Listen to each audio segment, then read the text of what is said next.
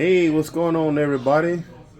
This is the boy, the e-bike guy, and today we have a tutorial on the fardriver controller.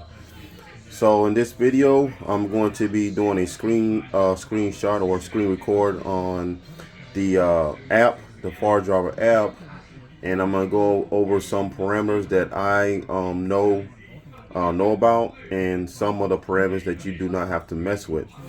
So that's what we're going to do. In our last video I uploaded, you see that my bike has been hanging up on the wall, and somebody had commented on me saying that might not be good for the front forks.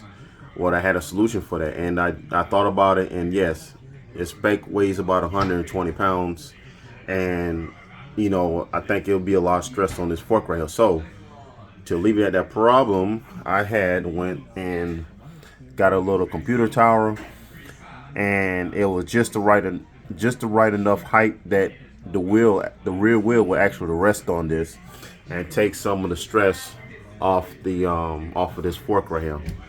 So anyways, what's up, boy? I had to kill chicken. Okay, I get him. So anyways, as you see, my friend made me this little like and subscribe button. Actually hit the like button, and on the other side it says subscribe. They made it for me, which is pretty cool. I love it. But anyways, we're gonna be go ahead and switch over to my phone, so that way we can go ahead and do the parameters, go over the parameters and everything. So here we are. Here's my phone right here, and we're gonna get into the app right quick. And so what we first want to do, since you got your controller hooked up, batteries hooked up, and everything, and you're ready to go. So what we're gonna do, we're gonna go ahead and turn on the fardriver controller, and then once we turn it on, you're gonna hear some beeps. Okay, so now the controller is on. What we're gonna do now, we need to start a learning procedure, a auto learn procedure, and we need to make sure that the hall sensors are calibrated accordingly, and get those straight away. And once this controller is on, you're going to hear a lot of beeps and everything, because it's gonna actually let you know that the temperature sensor is on and everything. So not right now, we are actually in the app, and we are not connected to the controller as yet. In order to do that, we are going to go down here to the Bluetooth icon, which is communication. It's COM for short. And all this is going to change at the top. You see it says model, the YQ and all that stuff. All that's going to change as soon as we connect to our controller.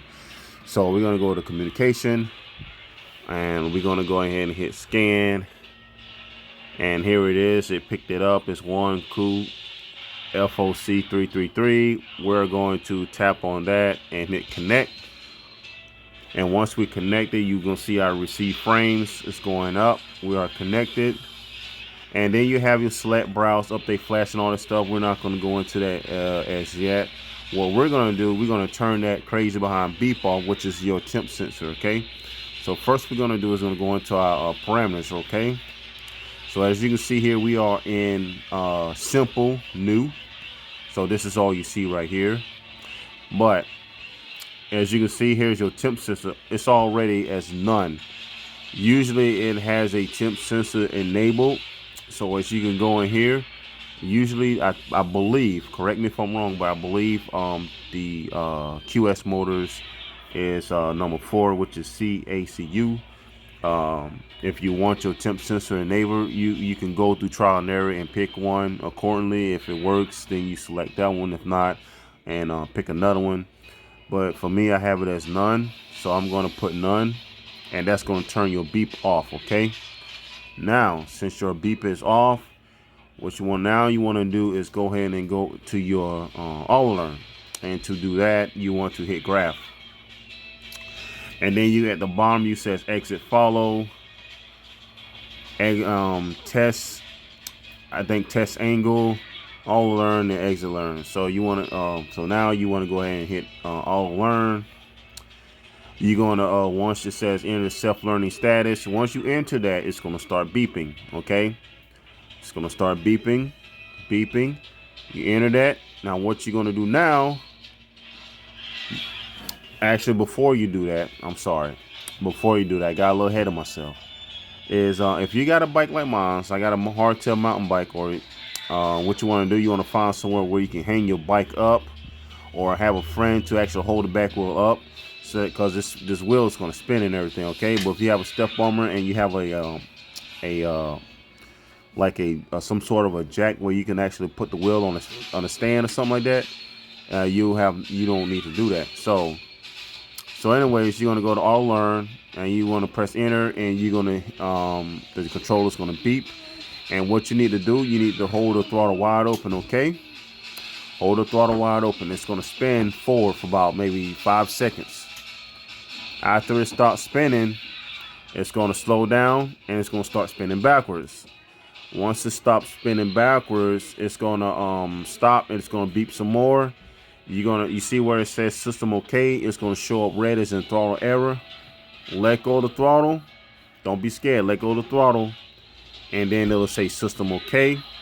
And then you hit exit learn and you're complete. Okay. So we're gonna go back to our parameters. And here it is where it says expert new BLE. You also has RES, which is reset. You have save. You have expert new BLE. What you're gonna do now is you're going to go ahead and hit expert new, and that's gonna bring all your parameters up. Okay. So what we're gonna do, we're gonna start at the top. Okay, so we remember I was telling you, have all the stuff that changed, was reading all kind of crazy numbers. Now you see the model ND72850. You see the rated voltage and the power. Line current is 200 amps. That's why I got it set up. So let's go ahead. We got the date and time set up and everything. I wish it was reached 12 hours instead of 24, but you know it's military time.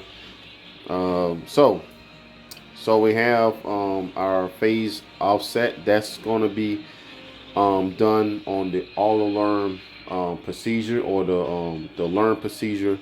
You don't need to mess with that if you don't want to. So I left that alone. You have your pole pairs. Usually the QS motors, like the QS273 and the 205, the pole pairs are 16. We can go into this right here, and usually like the 1,000-watt motors, I think the 1,500-watt motors, they have 23. Okay, so you can select 23 if you have a smaller motor. If not, 16. If you got a QS motor, 16 is going to be your number. And we're going to hit and go back. So we have a rated speed, 1200 RPMs, rated voltage. Now, if you have a smaller battery, you can go ahead and change your voltage, which is going to be, if you got a 48-volt battery, 60-volt battery, you can adjust that. Okay. Our rated power is 8,000 watts. That's going to be all done through the learning procedure. Okay.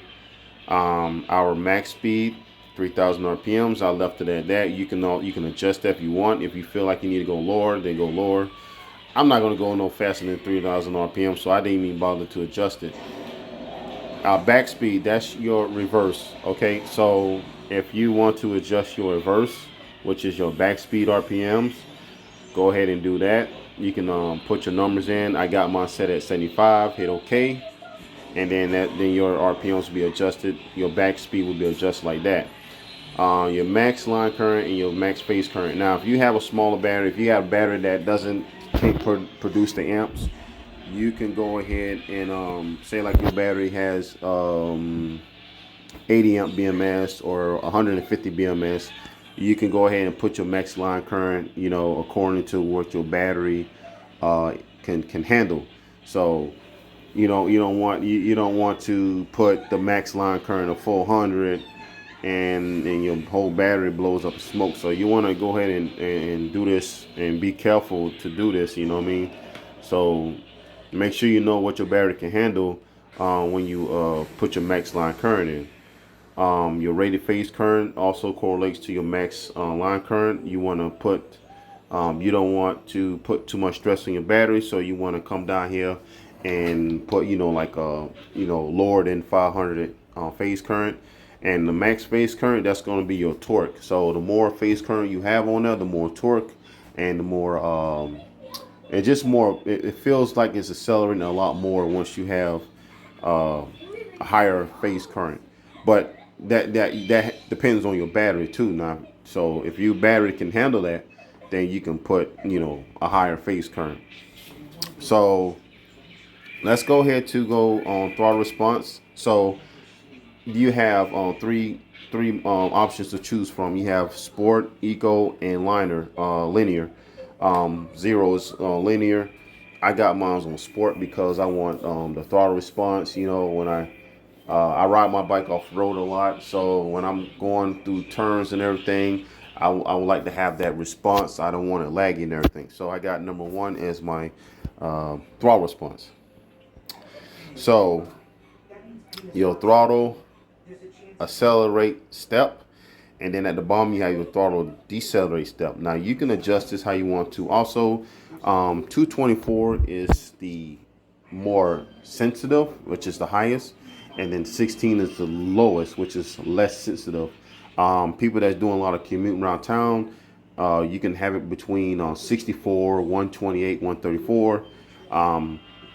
224 is going to be that sensitive, so like a hair trigger. So if you riding and you hit, and you get on that throttle, it's going to be very, very fast and very sensitive, like a hair trigger on a gun. You know what I mean? So that's what that means right there. So remember, 224 is the highest and 16 is the lowest. So I got those on both. Phase exchange, you can you leave that as no exchange. I don't. I believe you might have to do this on like encoder motors. Eco, cell, co-fit. I have no idea what that means, but I left it at 8. I didn't adjust that, and you might not have to adjust it either. Your weak character and your weak response, that is your field weakening. So you can have that to come on fast or slowly. So we're gonna go ahead and put. So we have 1 middle, 2 slowly, and 0 is fast. You can, if you want to come in faster, you can put 0 as fast. I got mine as slowly. Like I say, I'm probably gonna be around about 65, 70 miles an hour. So I'm not gonna be really doing no crazy speeds. And then we have our weak response. If you 1 is like the slowest response, 6 is the highest response. You can put that as I'm gonna put mine as 1, and see how it changed to 1. Here's your throttle decept. That's 224. Have that set because I want that to be, since when I let off, I want it to not have power. And now your release throttle. I don't know what that means. It could be something to do with the regen. I'm not sure. But your throttle low voltage and your throttle high voltage. Now, throttle high voltage was set through the learn procedure, which is 3.9 volts. And then it will be set to 1.1 volts. It's going to have a little play in your throttle.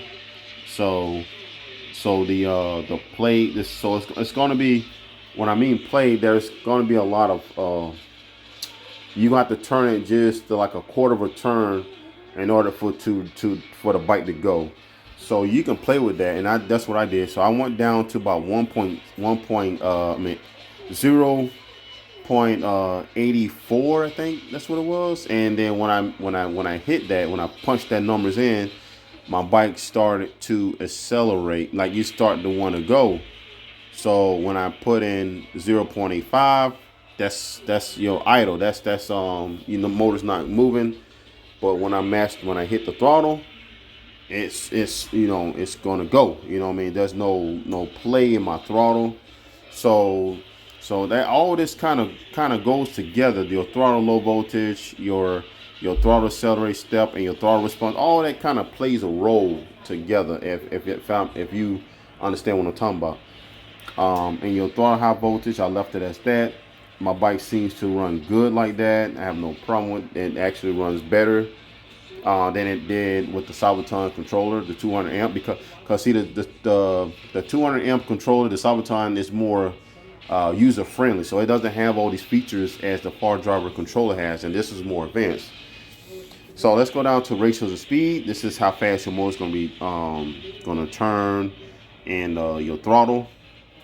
So I got these set at 100 right here because I'm going to be within these RPMs most of the time. And then once the higher the RPM, I got it at like 80, 75, you know, and that's and kind of like the wheel, the field weakening kicks in and everything. So, and my limit speed is about 1500. I put that in, but I wouldn't. Don't be adjusting the F, A, I, F. Don't, you know, so let that stay like that, because all this stuff, like I say, is done by the learn procedure to determine which hub motor you have and everything, and it's preset already. So I wouldn't be adjusting those. And here's my ratios of gear. Now here's when you have a 3-speed switch like I have on my bike, as you saw my fardriver controller installed and everything. You can set those according to how you want your bike to feel at low. So you can come in here and you can adjust that to about 30 or 40 or 50 if you want to. And I have my low speed phase ratio.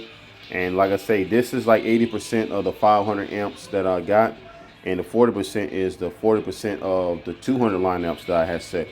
So you can set your middle line ratio and your high speed, your mid speed phase ratio. And then you can also set the limit of the wheel speed. So if you want to just, you know, accelerate, but it won't spin over a certain RPM, so you can set it that way, and it actually works. And if you don't have a 3-speed switch, they have a little plug that comes with the controller on the wire harness. You can plug that in, and you be in high speed all the time. And this right here will be not a factor, so it doesn't play a role in anything. So let's go down here to energy. Regenerate. Now in order to operate this, you can set all this accordingly. I have this is your stop back current, which is 60 amps I had set, and this is the max current at 70. Well, being me with Sabaton controllers, I saw it exactly how I did on my Sabaton controller. That is a very difference. fardriver and Sabaton, when it comes to regen, has nothing in common. And I'm going to show you why. Because, as you can see, I have it at a very, very low percentage. The reason why that, because my bike is very light. It's not heavy. So it doesn't take a lot of current to slow it down, as I noticed. So I had 50%, 45% at the top. I had it set at 70%. And boy, look here, when I slowed down, it locked the back tires up. I mean, literally locked them up. And I was like, holy heck, that is all too much. So I had to play with this just to get it right. So it took me a while to play with this because it was way too strong. Even at 60%, it was just too strong. So as you can notice that I have it at 10% and it goes up from there. The lower the RPMs, the higher the percentage, because when I'm traveling around about 45 miles an hour, 45, 50 miles an hour, and I hit the e-brake, it has that soft ramp in, and then the slower I go, the harder the e-brake stops me. You know what I mean? So I still not using my brake pads, but it's enough to slow me down, but not too hard to where it'll stop me dead in my tracks, and too weak where I just keep on going where I have to use my brake pads. So I got this down, down pat, and I'm happy with it. Also, my battery is a 27 amp hours. It wouldn't let me adjust it right there, so I had to choose either 20 or 30 amp hour. Let me see if I can do it. So I'm gonna put 27 amp hours, hit OK. Oh, it did it. Okay. So my battery's 27 amp hours. I'm gonna put that in right quick.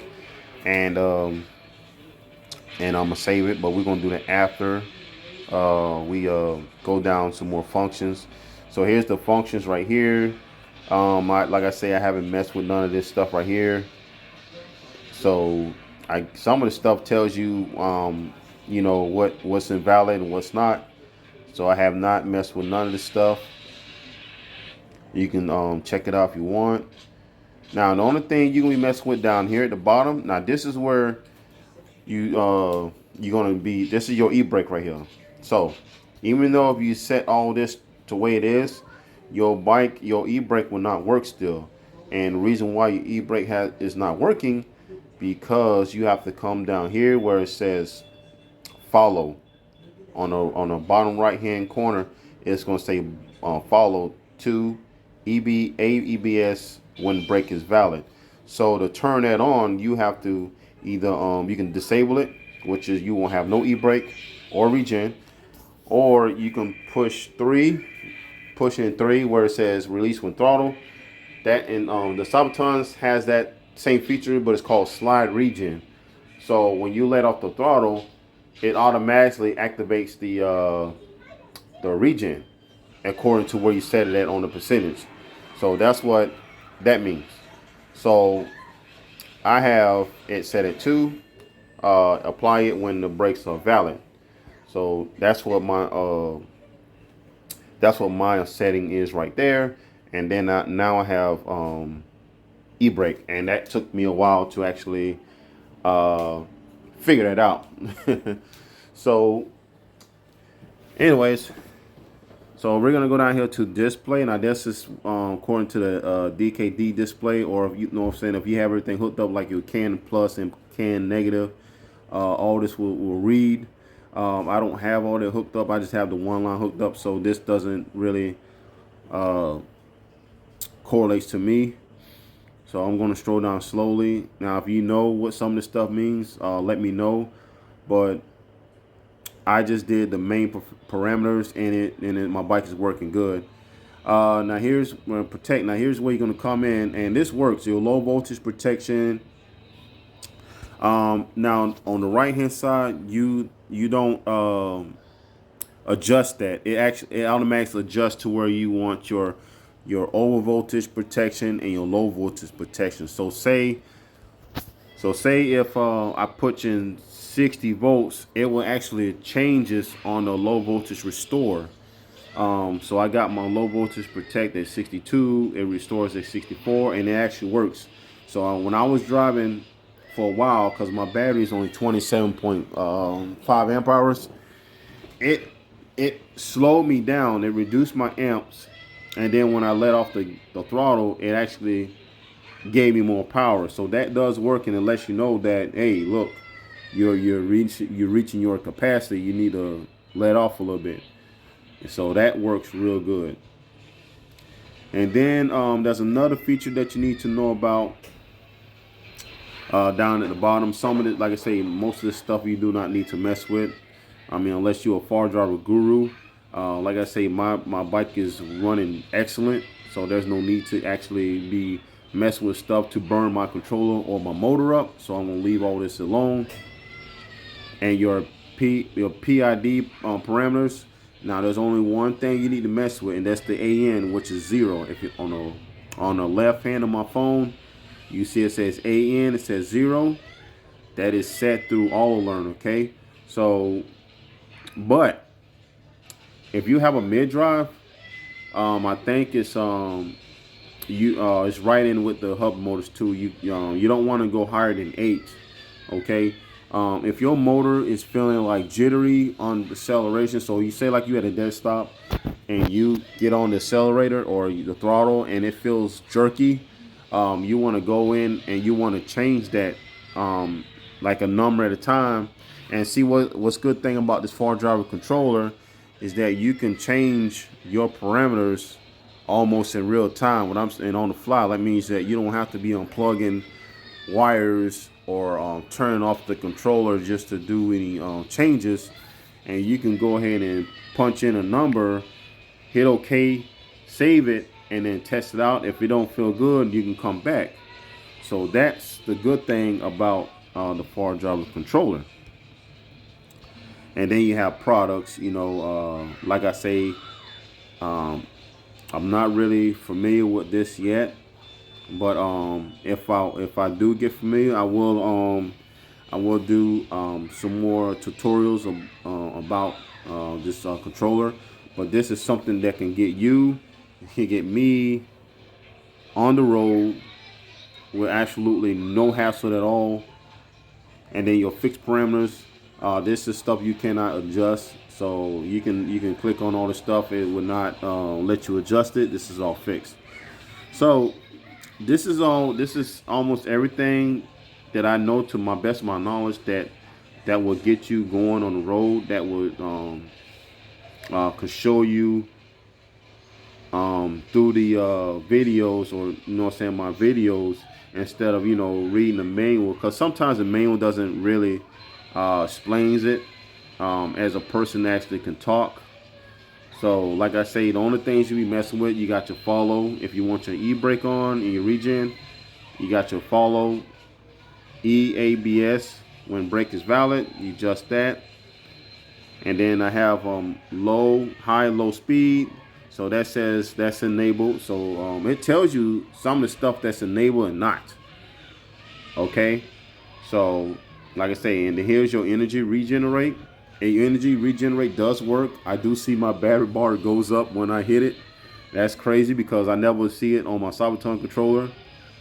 So, and then you have your ratios and gear. You can actually composite if you want to, and you can set it like this. Like I say, this is for, basically for the hub motors, like, you know, the QS and you know, your MB power hub motors. You can adjust those as you can see fit. Okay, so you got your ratios and speed. And like I say, this is the max your wheel can turn at 100% throttle. It's going to turn at 125 RPMs or whatever at 100%. Okay, so you got your throttle low voltage, throttle high voltage right there. You can play with your throttle low voltage. You can adjust your throttle high voltage to 3.9 or 4.1. But I will definitely go as low as you can on the throttle voltage, because you really don't want that play in your throttle. I mean, I don't, you know. And then your throttle deceleration and your throttle acceleration step, you know what I'm saying, you can play with that if you want to. And that's another thing, you can go out there and punch in some numbers, go out there if you like it, and then you can leave it at that. You can save it. And then here's so like I say, all this is where you're gonna be in, spending most of your time in. Your ratios of speed, you're gonna spend your time in ratios and gear, and your energy regenerate, and then your follow down here. So you're gonna be spending most of your time adjusting those accordingly. Okay. So, and this is almost at the end. And then once you actually have got your parameters down pat, and you is okay with that, what you want to do is you want to match save, and it says will save controller data. And once you match save, you're gonna hear a beep, and that lets you know that the controller has saved the data. Like I say, unlock the Sabaton's controllers, you know what I'm saying, once you save it, you don't know if you save it or not, you know what I mean, until you actually turn the controller off, turn it back on, or and plug the communication protocol wire back in, and go down the road, or check it again.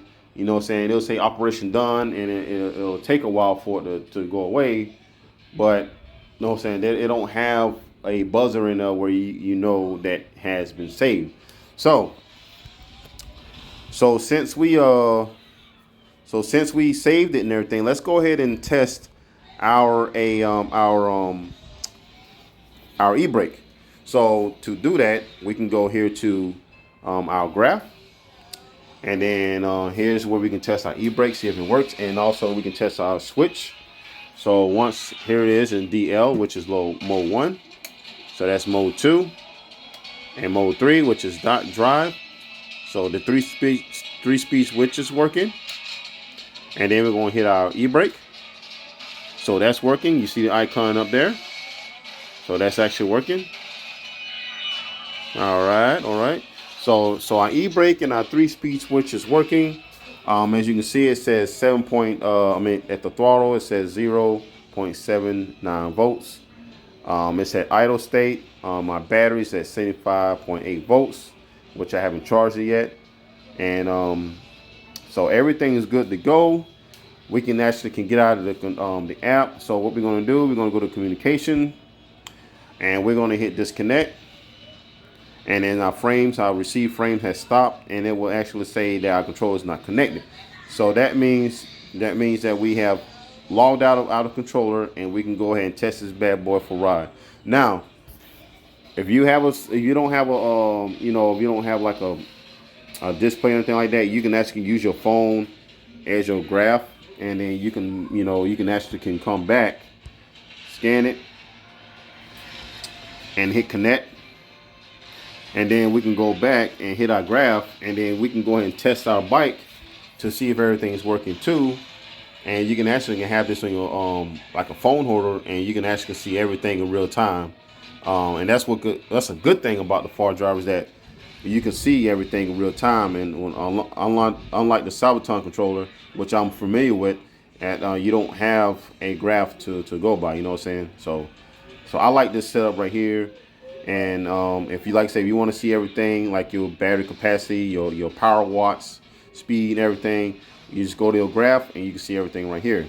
So we're gonna hit communication, and just hit disconnect and just get on out of the system. So yeah, so that's it for my knowledge of how to tune a fardriver controller to a e-bike hub motor hardtail like I got. So yeah. All right, guys. I hope that was helpful to y'all. I wanted to actually get to learn the fardriver and most of the parameters before I start doing uploading videos about this control and everything. And like I say, some of the parameters I still don't know about, and you can actually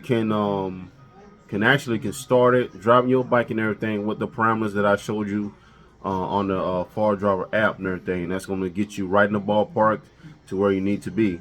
Anyways, there's really not a lot of videos on YouTube to show you even how to get started to tune your fardriver app to your e-bike, because I think that's why a lot of people is more intimidated getting the fardriver controller, because there's not a lot of helpful videos out there, or even the manual is not all that helpful. You know what I mean? So hope this helps out a lot. If y'all interested in getting a fardriver controller, you can check out this video, and hopefully that'll get you up and going with less of a hassle. Okay. Anyways, I'm gonna let you go for right now. Next week or two will be how to calibrate your DKD display to your e-bike hub motor. So stay tuned for that video. But anyway, this is the E-Bike Guy channel, and I'll see you in the next one. Peace.